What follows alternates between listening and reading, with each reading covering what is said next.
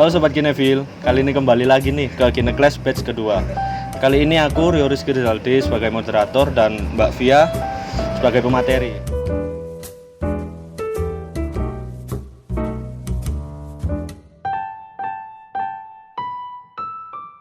Kali ini kita akan bahas karakter development. Jadi karakter development sendiri itu apa sih? Jadi karakter development itu artinya pengembangan karakter yang dilakukan waktu praproduksi sebelum naskah itu sendiri ditulis. Jadi emang penting banget ya karakter development ini? Iya, penting banget lah. Masa dalam suatu film itu kan yang menjadi fokus itu kan karakter dan cerita. Masa suatu karakter kayak garing gitu kan nggak enak kalau dilihat. Misalnya kita lihat film blockbuster gitu ya, meskipun aktornya itu ganteng banget, cantik banget, A-list, tapi kalau misalnya pembentukan karakter itu sendiri kurang, pasti kita nggak ngerasa membentuk ikatan emosional gitu dengan karakter itu sendiri. Jadi ya penting banget. Jadi dari sebuah karakter itu kan pasti punya biodata gitu sih ya. Jadi template-nya sendiri itu apa aja sih yang perlu ditunjukin ke penonton itu tadi? Jadi kalau aku sendiri ya, kalau template itu sedetail mungkin. Jadi pertama itu biodata, ada nama, umur, tanggal lahir, terus ada penampilan fisik, misalnya rambutnya gundul atau pakai kerudung atau ya gitulah, pokoknya penampilan fisik sedetail mungkin. Terus ada kepribadian tuh banyak banget, ya, kelebihan, kekurangan, ambisi, ketakutan, impian, banyak banget pokoknya. Terus ada latar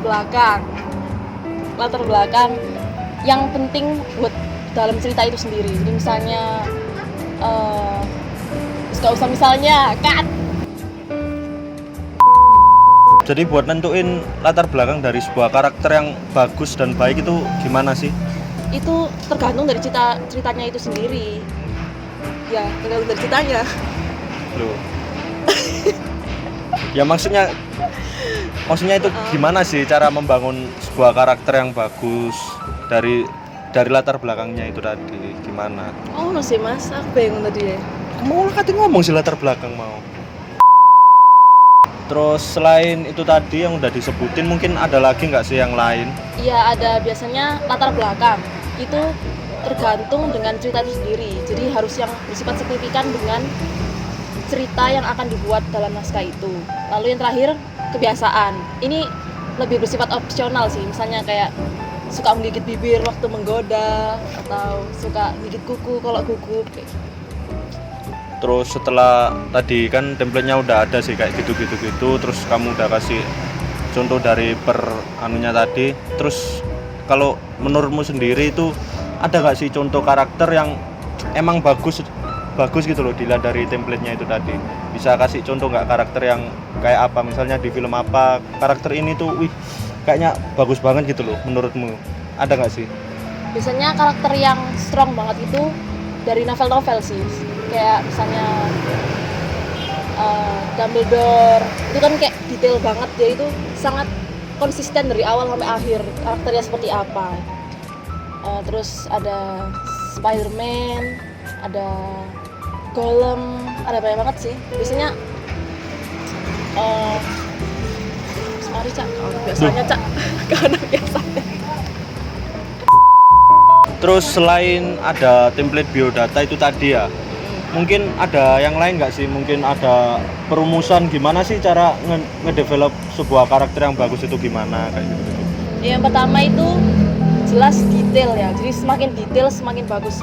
Gak harus persis kayak template yang tadi, tapi kayak semakin detail tuh akan semakin nyata suatu karakter, karena manusia itu kan sangat kompleks ya. Jadi kalau semakin kompleks, semakin kita bisa mengenal karakter itu kalau semakin detail. Lalu yang kedua, kayak Dumbledore tadi yang aku bilang, harus konsisten dari awal sampai akhir. Bahkan misalnya karakter itu sifatnya inkonsisten, dia inkonsistensi itu harus konsisten dari awal sampai akhir. Contohnya seperti karakter Tokyo dari Money Heist. Dan rumus yang terakhir itu ada relatability, atau kayak merasa ada koneksi gitu. Kayak misalnya ya kan kita kan memiliki simpati, empati gitu ya. Kalau misalnya dengan suatu karakter kita bisa membuat ikatan emosional, kayak misalnya oh Mas Iyo ini seperti ini ternyata ya di film ya. Enggak. Berarti maksudnya bentuk ikatan itu sama penonton atau sama karakter lain yang ada di film itu? Antara penonton dengan karakter itu. Iya.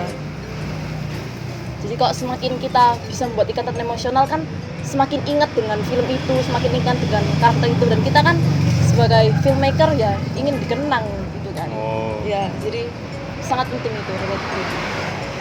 Terus kan udah dijelasin sih tadi rumus-rumusnya kayak gimana sih ngedevelop sebuah karakter yang bagus itu. Terus dari Mbak Via sendiri itu mungkin ada nggak sih kayak tips and trick atau caranya Mbak Via sendiri buat ngedevelop sebuah karakter itu jadi yang bagus, jadi yang bisa dikenang, terus bisa ngikat ikatan sama penonton-penonton itu? Kalau aku sendiri sih yang utama ya biasanya karakternya itu didasarkan dari seorang atau misalnya dari kebalikannya sama sekali gitu. Jadi misalnya ya dari misalnya Mas Iyo gitu ya. Jadi aku membuat karakter yang mirip Mas Iyo kan gitu kan lebih gampang. Kalau misalnya buat dari karakter yang sama sekali ngarang, biasanya itu jatuhnya ke lazy writing itu. Jadi lazy writing itu kayak ya dari namanya sendiri ya istilahnya lazy writing. Jadi kayak nulisnya tuh males gitu. Jadi kayak terlalu banyak ngarang, nggak ada kompleksitasnya, nggak ada nyatanya gitu. Jadi tapi misalnya ya kan aku sendiri mungkin bisa dibilang baik hati apa ya sopan halus gitu, terus misal membuat karakter dari kebalikannya aku misalnya yang jahat, yang ngomongnya itu kasar gitu, kayak menurutmu kan, gimana, bisa nggak sih? Bisa sih, malah lebih gampang kan kalau didasarkan dari orang lain. Pokoknya lebih mudah kalau didasarkan dari sebuah orang itu tadi ya. Bisa kebalikannya atau sama persis. Terus tadi kan kamu juga bilang sih ada lazy writing itu tadi sih ya. Terus kamu pernah lihat nggak sih menurutmu itu dalam sebuah film kamu pernah nemuin nggak sih sebuah karakter yang lazy writing gitu?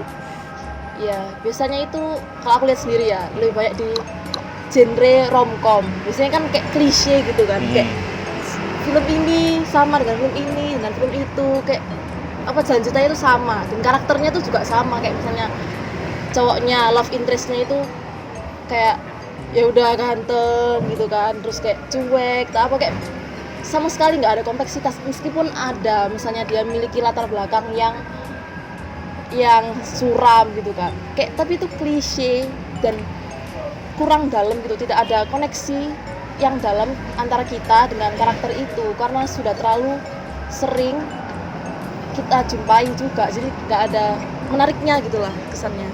Terus contohnya apa sih? Maksudnya kan genre romcom kan banyak sih, mungkin film-film ya contoh-contoh filmnya itu tadi loh. Waduh, apa ya? Misalnya ya mohon maaf ya, After. Film apa itu? Ya romcom Mas. Nggak tahu kan aku, mungkin bisa diceritain karakternya sendiri dari film After itu ya apa gitu loh. Jadi After itu pemeran utamanya ya, siapa namanya lupa kan, karena aku saking nggak ada ikatan emosional dengan karakter itu jadi aku juga nggak tahu namanya. Jadi dia itu karakternya kayak baik, terus kayak manutan, terus kayak berusaha apa ya, kayak sampai nggak inget aku. Terus saya cowoknya terutamanya cowoknya ya dia punya latar belakang yang suram gitu kan, terus dia kasar, tapi dengan cewek ini dia itu bisa terbuka. Kayak kita udah sering banget kan lihat romcom seperti itu di iya benar-benar nggak ada ikatan emosionalnya, nggak ada kompleksitas, nggak ada ya gitulah ya. Terus selama kamu nonton film kan pasti ya udah pernah sih kayak nemu sebuah karakter yang kamu sama karakter ini tuh punya ikatan yang erat gitu loh, maksudnya kan semari Bang Mas. Kurang mbok jelas no mau kon jelas no apa-apa nito. Ruko aja lah.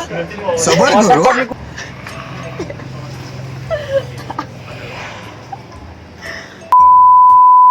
Terus selama kamu nonton film kan juga pasti pernah nemuin sih kayak sebuah karakter ini tuh kayak aku banget gitu loh.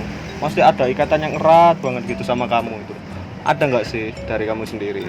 Kan tadi udah ada contoh-contoh Leos. Emang orang-orang udah banyak yang tahu sih kayak Dumbledore, Spiderman dan lain-lain kan banyak sih orang yang tahu kan emang bagus gitu loh karakternya. Kan, ya. Karena semua orang bisa merasa relate gitu. Terus kalau dari kamu sendiri mungkin punya gitu loh karakter favorit gitu loh. Ada nggak sih? Karakter favorit. Mm-mm. Kok dari kecil sih yang tadi sih Spider-Man. Kayak misalnya kita lihat ya banyak kan sekarang superhero, tapi yang kita bisa relate biasanya kan Spider-Man karena dia sama dengan kita, anak SMA, kita semua mengalami itu. Kok misalnya kita lihat dari kayak Batman kan dia orang kaya, atau kayak misalnya Iron Man juga, kayak kita bisa merasa relate gitu lebih dengan Spider-Man. Kita lihat dari kecil juga, jadi kayak nggak bisa bosen gitu loh. Karena meskipun pemerannya kan juga ganti-ganti gak sih? Iya. Dari siapa itu yang Tobey Maguire, terus Tom Holland dan lain-lain itu. Iya. Tapi karakternya sendiri tuh masih sama sangat gitu ya. compelling lah istilahnya. Ya. Nah, mungkin sekian pembahasan Kineclass kali ini tentang karakter development bareng Via. Mungkin ada yang masih dibingungin atau apa-apa bisa tanya melalui kolom komentar. Mungkin ada pesan-pesan terakhir.